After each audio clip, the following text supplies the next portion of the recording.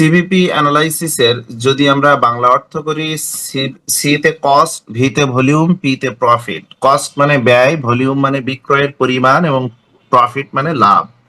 এই তিনটা জিনিস ইন্টার রিলেটেড। এইটা আলোচনাই হলো এই চ্যাপ্টারের মূল বিষয়।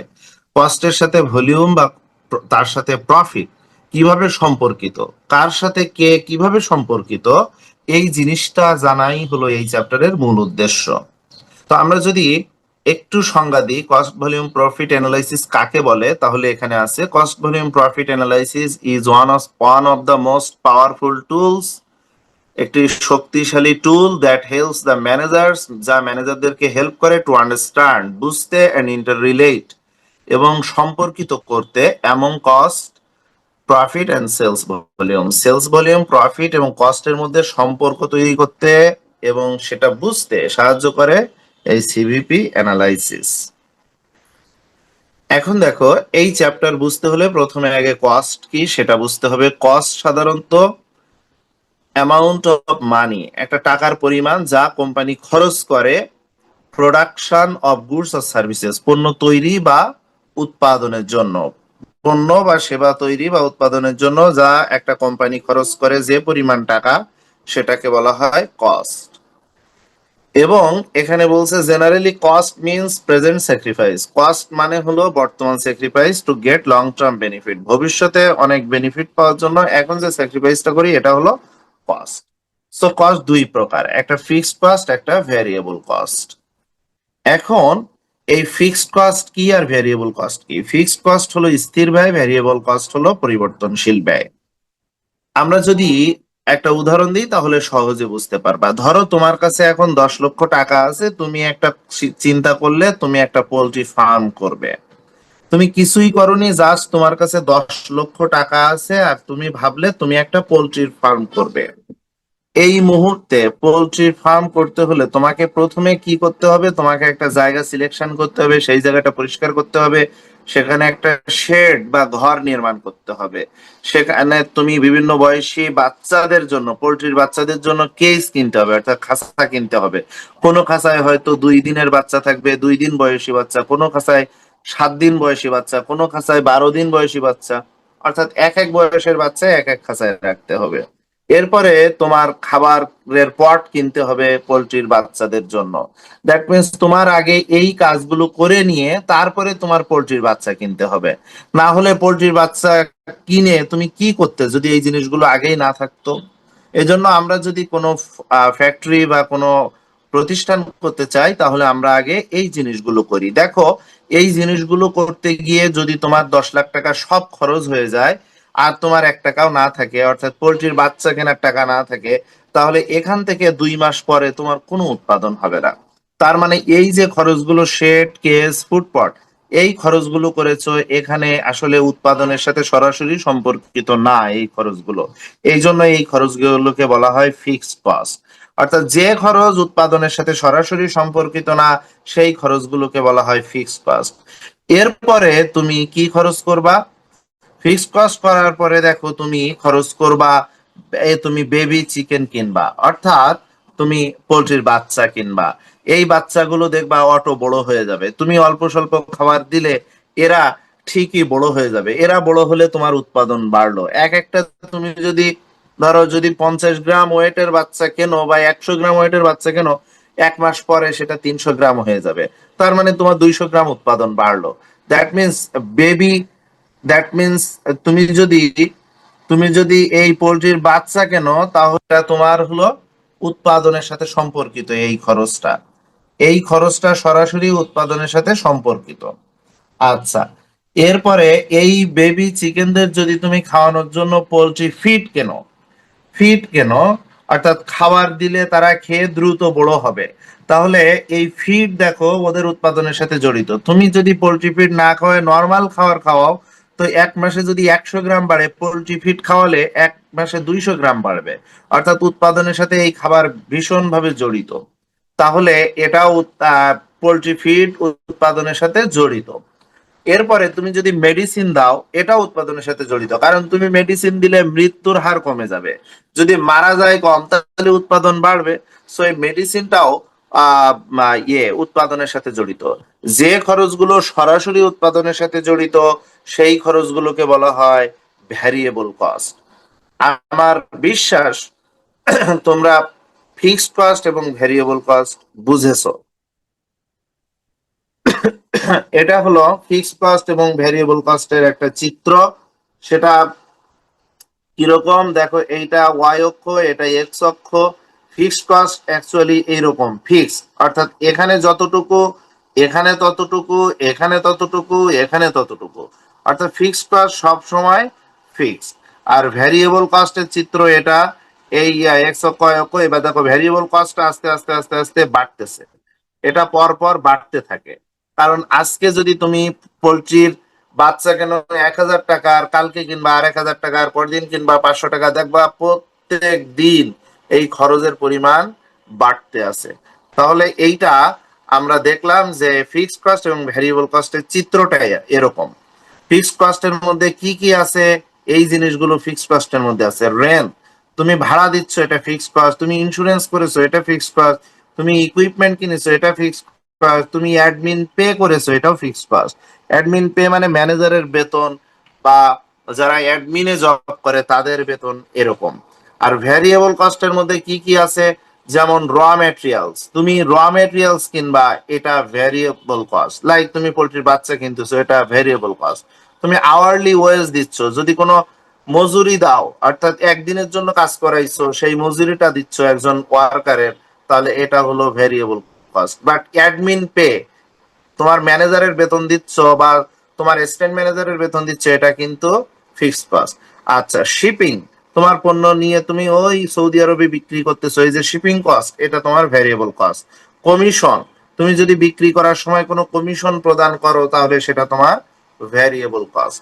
সো এই যা সরাসরি উৎপাদনের সাথে জড়িত তাকে বলা হয় ভ্যারিয়েবল কস্ট। আই হোপ তোমরা বুঝেছো। এখন দেখো, আমি তোমাদের গত ক্লাসে এগুলো আলোচনা করেছিলাম, এখন জাস্ট একটু টাচ করে যাচ্ছি, একটু দ্রুত চলে যাচ্ছি। তো তোমাদের একটা প্রশ্ন করেছিলাম, ফিক্সড কস্ট যদি 5 লাখ টাকা হয়, ভ্যারিয়েবল কস্ট যদি 5 লাখ টাকা হয়, তাহলে তোমার সেলস কত হবে? সেলস কি 8 লাখ টাকা হবে? এটা কি একটা প্রতিষ্ঠানের জন্য ভালো? অর্থাৎ যা খরচ হচ্ছে, ফিক্সড কস্ট আর ভ্যারিয়েবল কস্ট, এই দুইটা কস্টের যোগফল হলো টোটাল কস্ট। অর্থাৎ তোমার একটা প্রতিষ্ঠান করতে টোটাল কস্ট হয়েছে 8 লাখ। এখন যদি তুমি সব বিক্রি করে দাও, তাহলে কি 8 লাখে বিক্রি করবা? কখনোই না। তুমি অবশ্যই কিছু লাভ করে বিক্রি করবা, কারণ প্রফিট ছাড়া কোনো প্রতিষ্ঠান কেউ করে না। ফিক্সড কস্ট এবং ভেরিয়েবল কস্টের সাথে প্রফিট যোগ করে তারপর হবে সেলস 9 লাখ টাকা, অর্থাৎ প্রফিট করেছি 1 লাখ টাকা। কারণ profit is the foremost objectives of our company. একটা কোম্পানির প্রধান উদ্দেশ্য, ফরমোস্ট মানে প্রধান, অবজেক্টিভস মানে উদ্দেশ্য, তাহলে প্রধান উদ্দেশ্য একটা কোম্পানির কি? প্রফিট, অর্থাৎ লাভ। এরপরে আমরা সেলস কে ভেঙে চুরে কয়েকটা সূত্র বানাইছিলাম। আমরা একটু আগেই দেখলাম সেলস হলো ফিক্সড কস্ট এবং ভেরিয়েবল কস্ট এবং প্রফিটের যোগফল। তো এইটা ভেঙে আমরা কিছু সূত্র তৈরি করব। এই চ্যাপ্টারে মোট সূত্র আছে 150-র মতো, 120 থেকে 150টার মতো। আমি তোমাদের একটি চিত্র দিয়ে গল্প শিখিয়ে দিব, সেই গল্পটা শিখলে তোমার সমস্ত সূত্র আয়ত্তে চলে আসবে। তুমি একটু মনোযোগ দিয়ে দেখো। অনুসিদ্ধান্তে কিছু সূত্র তৈরি করেছি, যেমন ফিক্সড কস্ট, প্রফিট আর ভেরিয়েবল কস্ট, এই তিনটা মিলে হলো সেলস। তাহলে আমরা সেলস এর সূত্র পেলাম, ফিক্সড কস্ট, ভেরিয়েবল কস্ট আর প্রফিট, এই তিনটা মিলে হলো সেলস। এখন এখানে ফিক্সড কস্ট এবং প্রফিটটা এক পাশে লিখেছি, কারণ ফিক্সড কস্ট আর প্রফিট এই দুইটা যোগ করলে একটা নতুন নাম দেওয়া যায়, এই দুইটা মিলে একটা নাম হয়, সেই নামটা হলো কন্ট্রিবিউশন মার্জিন। অর্থাৎ ফিক্সড কস্ট এবং প্রফিট এই দুইটা মিলে আমরা বলতে পারি এই দুইটা যোগফল হলো কন্ট্রিবিউশন মার্জিন। আর এখানে তো ভ্যারিয়েবল কস্ট আছেই, তাই আমরা লিখেছি fixed cost plus profit plus variable cost equal to sales. আর নিচের লাইনে লিখেছি ফিক্সড কস্ট আর প্রফিটের জায়গায় লিখেছি contribution margin plus variable cost equal to sales. এরপরে যদি আমরা ভ্যারিয়েবল কস্ট বের করি, তাহলে কন্ট্রিবিউশন মার্জিনটা আমরা বাম পাশ থেকে সেলস এর পিছনে দিয়ে দিব, তাহলে মাইনাস কন্ট্রিবিউশন মার্জিন হয়ে যাবে। ঠিক একইভাবে যদি আমরা ভেরিয়েবল কস্ট বের করতে চাই, তাহলে ওইভাবেই আমরা কন্ট্রিবিউশন মার্জিন বের করতে চাই, তাহলে আমরা ওই ভ্যারিয়েবল কস্টটাই সেলস এর পিছনে দিয়ে দিব, মাইনাস হয়ে যাবে। এভাবে আমরা সূত্র তৈরি করব। তবে তোমরা মনে রেখো একটি বেসিক সূত্র হলো এই সেলসের, এইটা একটা বেসিক সূত্র। ফিক্সড কস্ট, প্রফিট আর ভেরিয়েবল কস্ট, এই তিনটা যোগফল হলো সেলস। আর ফিক্সড কস্ট আর প্রফিটের যোগফল কন্ট্রিবিউশন মার্জিন, তাহলে contribution margin plus variable cost equal to sales. এখান থেকে আমরা আরো দুইটা সূত্র তৈরি করেছি। দেখো আরো কিছু সূত্র আমরা এখানে দেখাতে পারি। এই sales equal to total cost plus profit, sales equal to total cost plus profit মানে কিভাবে, সেটা হলো এই যে ফিক্সড কস্ট এবং ভ্যারিয়েবল কস্ট এই দুইটাকে মিলে বলা হয় টোটাল কস্ট। তাহলে টোটাল কস্টের সাথে প্রফিট যোগ করলেই আমরা পেয়ে যাব সেলস। এরপরে টোটাল কস্ট না লিখে আমরা এটাকে লিখতে পারি fixed cost plus variable cost plus profit equal to sales. আচ্ছা, ফিক্সড কস্ট আর প্রফিট এই দুইটা ফিক্সড কস্ট এবং প্রফিট না লিখে আমরা লিখতে পারি contribution margin plus variable cost. এরপরে কন্ট্রিবিউশন মার্জিন সমান কি কন্ট্রিবিউশন মার্জিন সমান এই যে ফিক্সড কস্ট এবং প্রফিটের যোগফল। এখান থেকে আমরা দেখো কন্ট্রিবিউশন মার্জিন যা সিএম তা সংক্ষেপে কন্ট্রিবিউশনের সি আর মার্জিনের এম। এখন কন্ট্রিবিউশন মার্জিন এর রেশিও যদি বের করতে চাই, CM ratio, contribution margin ratio মানে কি সিএম রেশিও। তো আমরা যদি সিএম রেশিও বের করতে চাই, তাহলে এই ফিক্সড কস্টের শেষেও রেশিও দিব, প্রফিটের শেষেও রেশিও দিব। তাহলে আমরা এটা বলতে পারি CM ratio equal to fixed cost ratio profit যোগ প্রফিট রেশিও, কারণ সিএম সমান ফিক্সড কস্ট আর প্রফিট। তাহলে সিএম রেশিও মানে কি fixed cost ratio plus profit ratio, এটাও কিন্তু বানানো সূত্র। আচ্ছা, এরপর কন্ট্রিবিউশন মার্জিন সমান সেলস মাইনাস ভেরিয়েবল কস্ট, এরকম একটা সূত্র আমরা আগের স্লাইডে দেখেছি। এই সূত্রটা যদি আমরা ইউনিটে বের করতে চাই, সিএম পার ইউনিট, তাহলে সেলস এর সাথে পার ইউনিট দিব মাইনাস ভেরিয়েবল কস্টের সাথেও পার ইউনিট দিব। দেখো সেটাই দিয়েছি, sales per unit, variable cost per unit. তো আমরা এভাবে সূত্র তৈরি করব। বেসিক সূত্র কিন্তু আগে যেটা দেখালাম ওইটাই। এখন আমরা বিইপি সম্পর্কে একটু জানবো। বিইপি কি জিনিস? ব্রেক ইভেন পয়েন্ট মনে রেখো, ব্রেক ইভেন পয়েন্ট হলো সেই জিনিস যেখানে লাভ এবং ক্ষতি সমান। এই যে cost of production equal to revenue, অর্থাৎ কস্ট এবং রেভিনিউ সমান, এই বিন্দুটাকে বলা হয় ব্রেক ইভেন পয়েন্ট। যে বিন্দুতে কস্ট এবং রেভিনিউ সমান সেই বিন্দুটাকে বলা হয় ব্রেক ইভেন পয়েন্ট। এটা ওয়াই অক্ষ আর এটা হলো এক্স অক্ষ। এখন এই যে এইটা দেখো, এইটা হলো ফিক্সড কস্ট, এই ফিক্সড কস্ট। আর ভেরিয়েবল কস্ট কোনটা? এই যে এই লাল দাগ দেখো, এটা হলো ভেরিয়েবল কস্ট। তাহলে ফিক্সড কস্ট আর ভেরিয়েবল কস্ট মিলে টোটাল কস্ট কোনটা? এই যে এইটা হলো টোটাল কস্ট, এইটা টোটাল কস্ট। আর উৎপাদন হলো এই যে জিরো থেকে যাবে, এটা হলো উৎপাদন। এই উৎপাদন মানে কি? সেলস। সেলস মানে কি? সেলস মানে রেভিনিউ। তাহলে এইটা রেভিনিউ রেখা আর কস্টের রেখা যে বিন্দুতে ছেদ করে, এই বিন্দুটা হলো ব্রেক ইভেন পয়েন্ট। আমি যদি একটু ছোট্ট করে ব্যাখ্যা করি, সেটা হলো আমরা ছোটবেলায় একটা উপপাদ্য পড়েছিলাম, দুটি রেখা যে বিন্দুতে ছেদ করে ওই বিন্দুতে দুটি রেখা পরস্পর সমান। দুটি রেখা যে বিন্দুতে ছেদ করে ওই বিন্দুতে, ধরো এই একটা রেখা এই একটা রেখা, তাহলে এই যে বিন্দুতে ছেদ করেছে এই বিন্দুতে এই দুটি রেখা পরস্পর সমান, এটাই। এখন তাহলে যদি টোটাল কস্ট এই রেখা আর টোটাল রেভিনিউ এই রেখা যে বিন্দুতে ছেদ করবে, এই বিন্দুটাই হলো ব্রেক ইভেন পয়েন্ট, কারণ ওই বিন্দুতে লাভ লস সমান। আর আমরা একটু আগে জেনেছি যে বিন্দুতে প্রফিট এবং লস বা সেলস এবং লস বা রেভিনিউ এবং লস সমান, সেই বিন্দুকে বলা হয় ব্রেক ইভেন পয়েন্ট। এই এখন ব্রেক ইভেন পয়েন্টের আগে কি থাকে আর পরে কি থাকে এটা আমাদের একটু বুঝতে হবে। ব্রেক ইভেন পয়েন্ট মানে হলো যে বিন্দুতে লাভ লস সমান। তার মানে কি, আমি ধরো তুমি 10 লাখ টাকা বিনিয়োগ করেছো, বিনিয়োগ করে তোমার এখনো 10 লাখ টাকা উঠিনি, 9 লাখ টাকা উঠেছে, তাহলে তোমার টাকা বিনিয়োগে প্রথমে উঠছিল 10 লাখে 9 লাখ, আর 50,000-এ আর 1.5 লাখ উঠেছে, তাহলে তোমার 10.5 লাখ টাকা উঠে গেছে। তাহলে 10.5 লাখ টাকা যে বিন্দুতে হয়েছে ওই বিন্দুটা হলো ব্রেক ইভেন পয়েন্ট। অর্থাৎ তোমার খরচ হয়েছে যা সম পরিমাণ টাকা উঠে আসছে যে বিন্দুতে, ওইটা হলো ব্রেক ইভেন পয়েন্ট। তাহলে আমাদের এইখানে ব্রেক ইভেন পয়েন্ট কোনটা?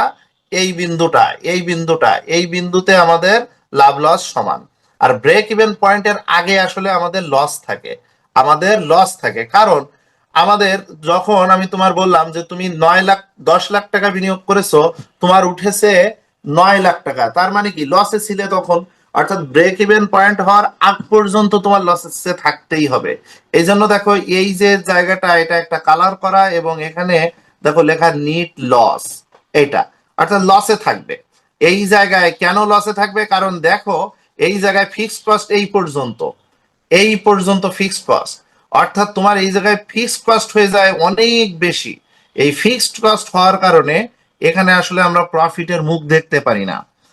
আর এরপরে এই জায়গায় এই যে এই ভেরিয়েবল কস্ট শুরু হয়েছে, ভেরিয়েবল কস্ট হওয়ার পরে এই পর্যন্ত হওয়ার পরে আমার যত টাকা এখানে খরচ হয়েছিল সব টাকা উঠে আসছে। এই জন্য এই বিন্দুটাকে বলা হচ্ছে ব্রেক ইভেন পয়েন্ট। তো ব্রেক ইভেন পয়েন্টের পরে খরচ কম হয়, লাভ বেশি হয়, কারণ আর তো আমার ফিক্সড কস্ট হয় না, ভেরিয়েবল কস্ট অল্প কিছু করলেই লাভ বেশি হতে থাকে। তার মানে আমার এই জায়গাটা হলো নিট প্রফিটের জায়গা। আশা করি তোমরা বুঝেছো। ব্রেক ইভেন পয়েন্টের আগে কি থাকে? ফিক্সড কস্ট বেশি থাকে, এই জন্য এই জায়গাটা আমাদের লস হয়। আর ব্রেক ইভেন পয়েন্টের পরে আসলে আমাদের লাভ হয়। কেন? কারণ আমাদের ফিক্সড কস্ট আগে হয়ে গেছে, মূল কস্ট গুলো আগে হয়ে গেছে। এই জায়গাটা হলো সেফ জোন আমাদের প্রতিষ্ঠানের জন্য, সেফ জোন, সেফ জায়গা। এই জন্য এটা এটা আমাদের জন্য খুব লাভজনক জায়গা। যাই হোক, এখন দেখো আমরা একটু পরবর্তী স্লাইডে যাই। সেটা হলো এখানে কিছু ইন্ডিকেটর আছে, তোমরা এগুলো পড়ো, পড়লেই বুঝতে পারবা। এই জাস্ট ব্রেক ইভেন পয়েন্টের ইন্ডিকেটর। এখন আমি তোমাদের সেই চিত্রটা শেখাবো, যে চিত্রটা শিখলে তোমরা এই চ্যাপ্টারের সমস্ত অঙ্ক খুব সহজে করতে পারবে, সমস্ত সূত্রগুলো খুব সহজে মনে রাখতে পারবে, তোমার কোনো কষ্ট হবে না সূত্রগুলো মনে রাখার জন্য। এই চিত্রটা, এই গল্পটা হলো একটা পাইপের গল্প। আমি দুটি অক্ষ ধরেছি, এক্স অক্ষ ওয়াই অক্ষ, এবং দেখো এখানে একটা পাইপ নিয়ে এসেছি। এই পাইপের নাম কি? এই পাইপের নাম হলো পিভিসি পাইপ। দেখো পিভিসি পাইপ, পিভিসি পাইপ খুব নাম করা বাংলাদেশের ক্ষেত্রে। এই গল্পটা বাইরে কারোর বলার দরকার নেই, কারণ সবাই হাসবে গল্পটা শুনলে। এটা এমনি জাস্ট আমার তৈরি করা গল্প, কিন্তু এই গল্পটা তুমি মনে রাখতে পারলে, একটু কৌশলে মনে রাখতে পারলে, এই গল্পটা তোমাকে অনেক হেল্প করবে। তো আমরা এই পিভিসি পাইপ, দেখো এই মাথা থেকে একদম এই মাথা পর্যন্ত পিভিসি পাইপ, এইটাকে আমরা 100% ধরবো। এটাকে আমরা 100% ধরে এর মধ্যে ভাগ করে বিভিন্ন সূত্র তৈরি করব। তো এই দেখো এটা লিখে দিয়েছি, টোটাল পাইপ ইকুয়াল টু 100%, বা এটাকে আমরা সেলস ধরবো। এটাকে আমরা সেলস ধরবো, কারণ আমাদের টোটাল জিনিস হলো সেলস। এই সেলস এর মধ্যে বিভিন্ন কস্ট আছে, প্রফিট আছে, বিভিন্ন জিনিস আছে। তাহলে সেলসটা আমরা সব সময় 100% ধরবো। এখন দেখো আমরা এই পাইপটাকে ধরেছি 100%, বা পুরো সেলসের সমান। এখন এই পাইপটা নিয়ে গল্প শুরু করি। তাহলে এই পাইপটা আমরা পেলাম, এই পাইপটাকে ধরলাম সেলস, টোটাল পাইপটাকে আমরা ধরলাম সেলস। এই পাইপটাকে আমরা দুই ভাগে ভাগ করব, দুই ভাগে ভাগ করব। প্রথম ভাগ হলো বিইপি, প্রথম ভাগ হলো বিইপি। এই যে এইটুকু আমরা বিইপি ধরেছি। আর তোমরা জানো বিইপি মানে কি? প্রথম যে কোনো উৎপাদনের প্রথমে হয় বিইপি, কারণ আমাদের ফিক্সড কস্ট আগে হয়ে যায়। অর্থাৎ এই যে এইটুকু হলো বিইপি, ধরো এটা বিইপি। তারপরে এই পরের জায়গা বিইপি, এই জায়গা যদি বিইপি এই পর্যন্ত হয়, পরের জায়গা কি? এই জায়গাটুকু আসলে প্রফিটের জায়গা, অর্থাৎ সেফ জোন। আমাদের একটু আগেই আমি তোমাদের বুঝালাম, সেফ জোন অর্থাৎ সেফটি জায়গা। এর নাম হলো এমএস, মার্জিন অফ সেফটি। এর জায়গা হলো এমএস, মার্জিন অফ সেফটি। মনে রেখো বিইপির পরে থাকে মার্জিন অফ সেফটি। আচ্ছা, তাহলে আমরা গল্পটা কি? একটা পাইপকে আমরা পুরো অংশ ধরেছি 100%, অথবা ধরেছি এটা সেলস, আর আমরা এটাকে দুই ভাগ করেছি, প্রথম পার্টটা আমরা ধরেছি এটা বিইপি এবং পরের পার্টটা ধরেছি এমএস, মার্জিন অফ সেফটি। এখন বলতো তাহলে আমরা এখানে কি একটা সূত্র তৈরি করতে পারি, সেলস ইকুয়াল টু বিইপি যোগ মার্জিন অফ সেফটি? এটা তৈরি করতে পারি, সেলস ইকুয়াল টু বিইপি যোগ মার্জিন অফ সেফটি। আচ্ছা, তো সেই সূত্রটা দেখো আমি লিখেছি, সেলস ইকুয়াল টু বিইপি যোগ এমএস। এখন আমরা এই পিভিসি পাইপটাকে যদি ভাঙি, পিভিসি শব্দটাকে যদি ভাঙি, দেখো আমরা কি লিখতে পারি, পি ভি সি, তাই না? তো এই ভির মধ্যে একটা ছোট্ট ভি আছে, এইভাবেই থাকে পিভিসি লেখাটা। এখন যদি এই জিনিসটাকে তুমি একটু ভাগ করে লেখো, ভিটা একবার পির সাথে দাও, পিভি আর ভিসি এভাবে দেওয়া যায়, তাহলে পিভি আর ভিসি যোগ করলে কি হয়, যোগ করলে হয় পুরো পাইপ। পাইপ মানে কি, সেলস। তাহলে সেলসটাকে আমরা লিখতে পারি পিভি প্লাস ভিসি। এইটা কিন্তু বাস্তব, এর ভিত্তি নাই, জাস্ট তোমার মনে রাখার স্বার্থে আমি এটা তৈরি করেছি, এই জন্য বলেছি বাইরে কাউকে বলার দরকার নেই। পিভিসিটাকে আমরা ব্যাখ্যা করে এভাবে লিখতে পারি, পিভি প্লাস ভিসি। মনে করে নাও এই ভির মধ্যে ছোট্ট একটা ভি আছে, এটা মনে করে নাও। তাহলে PV plus VC, PV plus VC, PV plus VC, এইটা সমান সমান সেলস, মানে 100%। কারণ এই পাইপটা তো পিভিসি পাইপ, তাহলে এই পিভিসি পাইপটাও 100%। আবার এই পিভিসি পাইপ এইটাকেই আমরা বলছি সেলস, তাহলে সেলস সমান আমরা বলতে পারি পিভি প্লাস ভিসি। জাস্ট মনে রাখো। ওকে, এখন এখান থেকে কিন্তু আমরা সূত্র বানাতে পারি। ধরো পিভি বললো যে পিভি 10%, এখন বলো তো ভিসি কত পার্সেন্ট? কারণ আমরা জানি সেলস সমান কত, 100%। সেলস সমান 100%, তাহলে পিভি যদি 10% হয়, ভিসি কত পার্সেন্ট হবে? অবশ্যই 90% হবে। আই হোপ তোমরা বুঝেছো। কারো কোনো প্রশ্ন থাকলে বলতে পারো, 1 মিনিট সময়ের মধ্যে বলতে পারো। যদি বুঝে থাকো তাহলে আমি কন্টিনিউ করি। স্যার, এমএস টা হচ্ছে মার্জিন অফ সেফটি, মানে হচ্ছে ব্রেক ইভিন পয়েন্টের পরে আমাদের আর কোনো ইয়ে থাকে না, মানে মানে ভয় থাকে না যে মার্জিন হচ্ছে অফ সেফটি অর্থাৎ বিইপির পরে শুধু লাভই হবে, অর্থাৎ সেফ জোন, এটা মনে লাভই করে হবে। এর জি নাম হলো, হ্যাঁ, মার্জিন অফ সেফটি। ওকে, এরপরে দেখো, এরপরে আমরা এই যে বিইপির সাথে যদি সিএম রেশিও গুণ করি, মনে রেখো এটা সিএম রেশিও, এই রেশিওটার নাম হলো সিএম রেশিও। সিএম রেশিও এর আরেক নাম হলো PV ratio. PV ratio, CM রেশিওর আরেক নাম হলো পিভি রেশিও।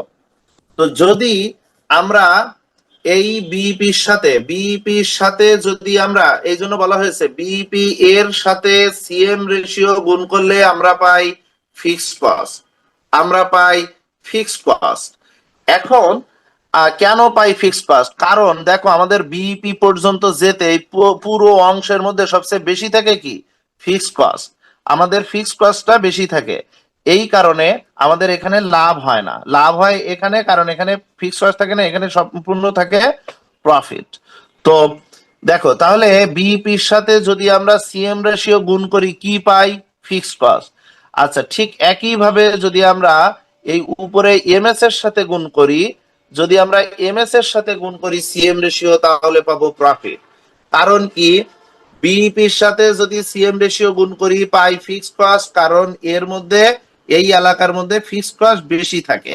আর এই এমএস এর মধ্যে সবচেয়ে বেশি থাকে কি, এমএস এর মধ্যে সবচেয়ে বেশি থাকে হলো প্রফিট। এই জন্য এমএস এর সাথে যদি আমরা সিএম রেশিও গুণ করি তাহলে আমরা পেয়ে যাব প্রফিট। কেউ দাগায়ও না। আচ্ছা, তাহলে এই দুইটা সূত্র খুবই ইম্পর্টেন্ট, মনে রেখো। বিইপির সাথে সিএম রেশিও গুণ করলে আমরা পাই ফিক্সড কস্ট, আর এমএস এর সাথে সিএম রেশিও গুণ করলে আমরা পাই প্রফিট। খুবই ইম্পর্টেন্ট সূত্র, এটা মনে রেখো। এবং আরেকটা জিনিস বললাম, সেটা হলো সিএম রেশিওর আরেক নাম হলো পিভি রেশিও। সিএম রেশিওর আরেক নাম হলো পিভি রেশিও। এখন আমরা দেখো ওই সূত্রগুলো এখানে লিখেছি, এমএস গুণ CM ratio equal to profit, BEP গুণ CM ratio equal to fixed cost. এরপরে দেখো প্রফিট এবং ফিক্সড কস্ট যোগ করলে আমরা পাই কন্ট্রিবিউশন মার্জিন। একটু মনে করে দেখো তো আমরা কন্ট্রিবিউশন মার্জিন পাই কিনা। প্রফিট এবং ফিক্সড কস্ট যোগ করলে আমরা কি পাই? কন্ট্রিবিউশন মার্জিন বা কন্ট্রিবিউশন। ঠিক একইভাবে দেখো একটু নিজে নিজে রিলেট করো এমএস, দেখো একটু নিজে নিজে রিলেট করো, একটু সম্পর্কিত করো। আমরা এমএস এবং বিইপি দুইটার সাথে সিএম রেশিও গুণ করেছি এবং পেয়েছি প্রফিট আর fixed cost equal to contribution. তো এখন এমএস আর বিইপি যোগফল কি, সেইটার সাথে যোগফল যেটা এমএস আর বিইপি যোগফল যেটা তার সাথে যদি আমরা কন্ট্রিবিউশন মার্জিন যোগ করি তাহলেই তো পেয়ে যাওয়ার কথা আমাদের এই কন্ট্রিবিউশন। তা দেখো তো এমএস আর বিইপি যোগফল কি, এই দেখো এখানে দেখো একটু তোমরা এই যে এই চিত্রে দেখো এমএস এবং বিইপি যোগফল হলো সেলস। তাহলে সেলস এর সাথে যদি আমরা কন্ট্রিবিউশন মার্জিন গুণ করি তাহলে পেয়ে যাব কন্ট্রিবিউশন। ঠিক এই সূত্র থেকে আমরা বের করতে পারি। আচ্ছা, তো দেখো এমএস এবং বিএপির যোগফল আমরা করেছি, এমএস এবং বিএপির যোগফল আমরা করে দেখাইছি সেলস, এর সাথে যদি আমরা কন্ট্রিবিউশন মার্জিন গুণ করি, কন্ট্রিবিউশন মার্জিন রেশিও গুণ করি তাহলে পেয়ে যাব কন্ট্রিবিউশন। এই একটা খুব গুরুত্বপূর্ণ সূত্র। আচ্ছা, এরপরে আমরা আরো কিছু সূত্র এখানে দেখাবো। এই সূত্রগুলো সবই আসছে ওই আমাদের যা করেছি এই চিত্র থেকে, যে কয়টা বেসিক সূত্র করেছি সেই সব সূত্র থেকে, আর কিছুই না। সেটা কেমন? যেমন আমি তোমার একটু দেখাই। আমরা পেয়েছি সেলস মানে কি পেয়েছি? পিভি আর ভিসি যোগফল। তাহলে যদি আমরা এখানে বলি সেলস রেশিও সমান পিভি রেশিও যোগ VC ratio, right? PV ratio যোগ ভিসি রেশিও অবশ্যই ঠিক। এইটা দেখো এই যে এইটা দিয়েছি, PV ratio plus VC ratio equal to sales ratio বা 100%, এইটা। আচ্ছা, ঠিক একইভাবে আমরা এই যে বিইপি আর এমএস যোগ করেছি এটা সমান লিখছি সেলস, তাহলে এটাও আমরা বলতে পারি সেলস রেশিও সমান বিইপি রেশিও যোগ এমএস রেশিও, বিইপি রেশিও যোগ এমএস রেশিও, সেটাই লিখেছি। এমএস রেশিও সাথে বিইপি রেশিও যোগ করলে আমরা পাই সেলস রেশিও। অর্থাৎ দুইটার সাথে এই পাশে দুইটার সাথে রেশিও যোগ করেছি, তাহলে ও পাশে রেশিও যোগ করে দিব, হয়ে যাবে। এইভাবে আমরা এই সূত্রগুলো তৈরি করেছি। তো এই সূত্রগুলো তোমরা একবার পড়লে খুব সহজে বুঝতে পারবা, এ নিয়ে কখনোই কোনো প্রবলেম হবে না। আচ্ছা, তো এই সূত্রগুলো যদি তোমরা পারো তাহলে এই চ্যাপ্টারের অঙ্ক করা খুব সহজ হয়ে যাবে। তবে আরো কিছু নিয়ম আছে, আমি নিয়মগুলো বলে দিই। সেটা হলো, দেখো আমরা যখন বিইপি বের করব তখন সূত্র হলো ফিক্সড কস্টকে ভাগ করব, মনে রেখো। বিইপি যখন বের করব তখন ফিক্সড কস্টকে ভাগ করব। বিইপি দুই ভাবে বের করা যায়, টাকায় বের করা যায়, ইউনিটে বের করা যায়। যখন আমরা টাকায় বের করব তখন ফিক্সড কস্টকে ভাগ করব সিএম রেশিও দিয়ে, যখন ইউনিটে বের করব তখন ফিক্সড কস্টকে ভাগ করব সিএম পার ইউনিট দিয়ে। এটা মনে রেখো। আচ্ছা, এরপরে আমরা যে টপিকের রেশিও বের করতে বলবে, যে টপিকের রেশিও বের করতে বলবে সেই টপিককে সেলস দিয়ে ভাগ করব, সেই টপিককে সেলস দিয়ে ভাগ করব, তাহলে আমাদের রেশিও বের হয়ে যাবে। ধরো আমরা বের করব তামান্না রেশিও, তামান্নার নাম বলেই বলছি, ধরো তামান্না রেশিও বের করব, তাহলে আমরা তামান্নাকে ভাগ করব সেলস দিয়ে, তামান্নাকে ভাগ করব সেলস দিয়ে, আর যেহেতু রেশিও তার মানে 100 দিয়ে গুণ হবে শেষে। তাই দেখো এখানে বলেছে, এখানে কি বলেছে? যে টপিকের রেশিও বের করব সেই টপিক, যে টপিকের রেশিও বের করব সেই টপিককে সেলস দিয়ে ভাগ করে 100 দিয়ে গুণ করব, গুণ করলেই আমরা পেয়ে যাব ওই টপিকের রেশিও। খুব ইম্পর্টেন্ট রুল। ধরো তুমি তুমি বের করবা ভিসি, ভিসি রেশিও, তাহলে কি করবা? ভিসি রেশিও সমান ভিসি কে ভাগ করবা সেলস দিয়ে, যার রেশিও বের করবা তাকেই ভাগ করবা কি দিয়ে? সেলস দিয়ে, আর গুণ করবা 100 দিয়ে, তাহলেই পেয়ে যাবা ওই টপিকের রেশিও। আশা করি তোমরা মনে রাখতে পারবা জিনিসটা। দেখো সিএম রেশিও মানে কি? সিএম ভাগ সেল, সিএম মানে কি? Contribution margin. এটাকে অনেকে মার্জিন না দিয়ে শুধু কন্ট্রিবিউশনে লেখে, কোনো সমস্যা না। তাহলে সিএম ভাগ সেলস গুণ 100, এমএস রেশিও মানে কি এমএস ভাগ সেলস গুণ 100, ভিসি রেশিও মানে কি ভিসি ভাগ সেলস গুণ 100। এইটুক সূত্র যদি তুমি মনে রাখতে পারো তাহলে এই চ্যাপ্টার নিয়ে তোমার কখনোই কোনো প্রবলেম হবে না, তুমি সকল অঙ্কই করতে পারবা।